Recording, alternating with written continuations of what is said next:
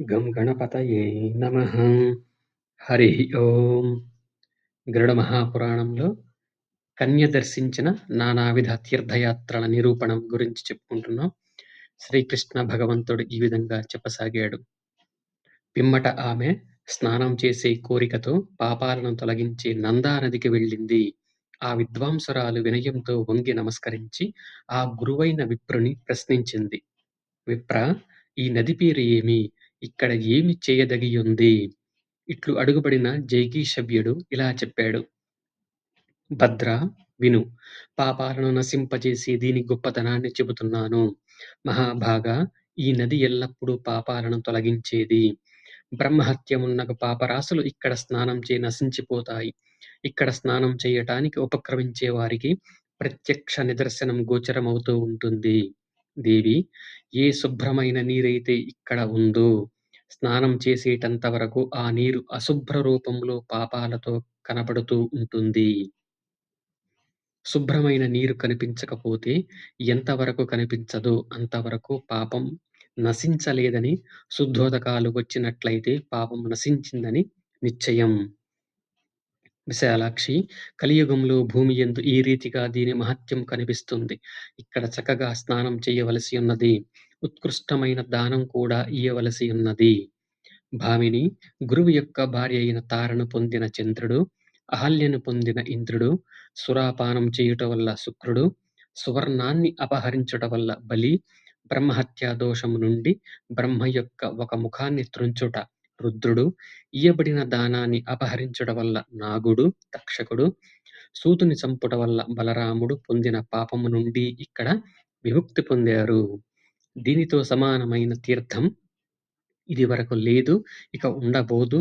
గొప్ప సౌభాగ్యం కలదానా, ఇందు స్నానం ఆచరించు, అందువలన సిద్ధి పొందగలవు. జైగీషవ్యుడను మునితోడను తండ్రితోనూ కూడుకొని ఆ కన్యక శాస్త్ర విధితో స్నానం చేసింది.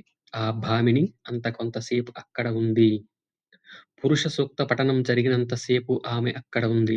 పిమ్మట వెంకటేశ నామంతో చెప్పబడే మిక్కిలి గొప్పదైన నామాన్ని జపించింది.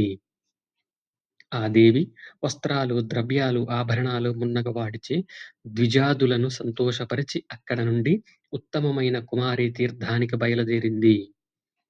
కుమారీ తీర్థ మహత్యం విని ఆమె అక్కడ స్నానం చేసింది. ఆ దేవి విరజానది యొక్క మధ్య ప్రదేశానికి మళ్ళీ సమీపించింది.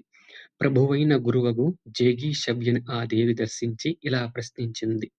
విప్రేంద్ర, దీని పేరు ఏది?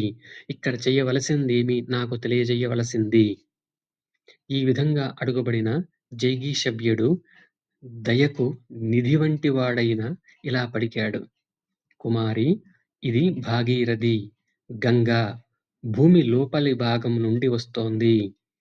అందువలన ఆమె అంతర్గంగ అని గొప్పవారైన ఋషులచే చెప్పబడుతోంది. కుమారి, దీని యొక్క నీరు ఎల్లప్పుడూ శ్రీనివాసునికి ప్రియమైనది. ఇక్కడ స్నానం చేసిన వాడు పరమగతిని పొందుతాడు. అంత ఆ కన్య పరమ పవిత్రమైన సలిలాలలో స్నానం చేసింది. అలాగే దానం మున్నగు వాటిని ఎరుకతో నిర్వహించి ఉత్కృష్టమైన మంత్రం జపించి ఆ భామిని శ్రీనివాసుని వద్దకు మళ్ళీ వచ్చి భక్తితో వెంకటేశ్వరునకు అంగ ప్రదక్షిణం ఆచరించింది. బ్రాహ్మణాదులకు వస్త్రం, గంధం, అలంకారం మున్నగు వాటితో సంతోషపరిచింది. ఆ మరునాడు ఉదయాననే ఆ మహాభాగ మళ్ళీ స్వామి పుష్కరిణి జలాలలో స్నానమాడి తుంబురుక అనే పేరుగల తీర్థానికి వెళ్ళింది. అంతట దేవి ఆ ప్రభువైన గురువును ఇది ఏమి పేరుగల తీర్థం అని ప్రశ్నించింది. వరవర్ణిని అయిన తుంబురుక అనే పేరుగల ఒక ఆమె ఇక్కడ ఉండేది. పూర్వం తుంబురునితో కలిసి నారదుడు ఇక్కడ తపస్సు చేశాడు. ఇక్కడ నారదునికి మేలు కలిగించడం కోసమై విష్ణువు ప్రాదుర్భవించాడు.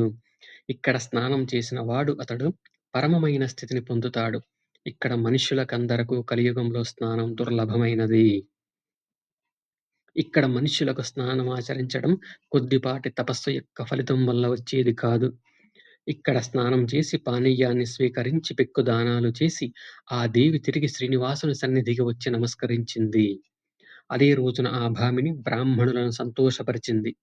కుమారి అయిన ఆ మహాభాగ స్వామి పుష్కరిణికి వచ్చి మెట్లయందు చకచకా దీపపంక్తులుగా దీపాలను వెలిగించింది. దేవేశుడై జగద్గురువగు శ్రీనివాసుని సంప్రీతి పొందించింది. ఆ మరునాడు సమీపించగా ఆమె మిక్కిలి ఉత్కృష్టమైన శక్రతీర్థానికి మళ్ళీ వెళ్ళింది. ఆ పవిత్రమైన తీర్థం కపిలమనే పేరుగల తీర్థానికి పైభాగంలో ఉన్నట్టు చెప్పబడింది.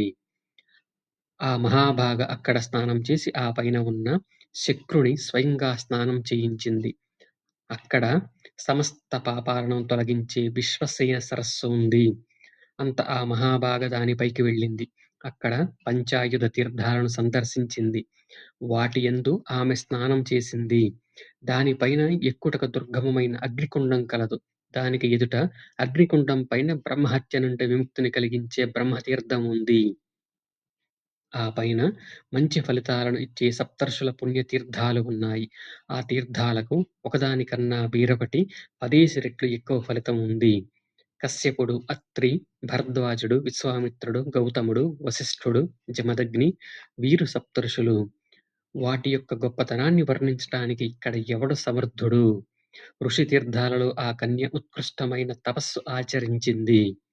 నా అవతారం పూర్తి అయ్యే వరకు ఆమె ఉత్తమమైన తపస్సు ఆచరించింది.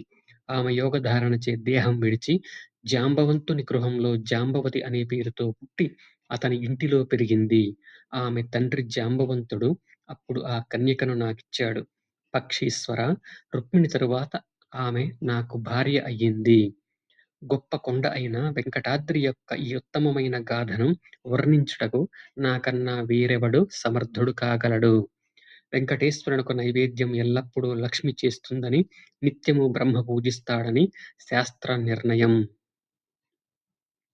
నైవేద్యాన్ని భక్షించి తినే పురుషులను అపహాస్యం చేయరాదు.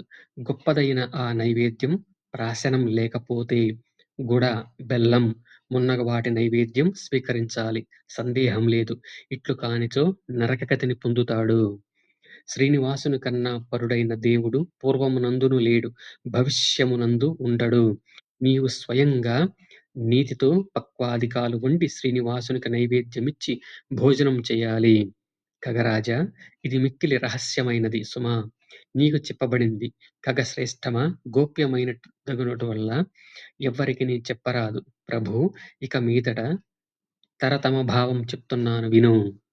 ఇది శ్రీ గరుడ మహాపురాణం ఉత్తరఖండం 3వ అంశమనబడే బ్రహ్మకాండలో కృష్ణ గరుడ సంవాదంలో కన్య దర్శించిన నానావిధ తీర్థయాత్రల నిరూపణం అనే 27వ అధ్యాయం సమాప్తం.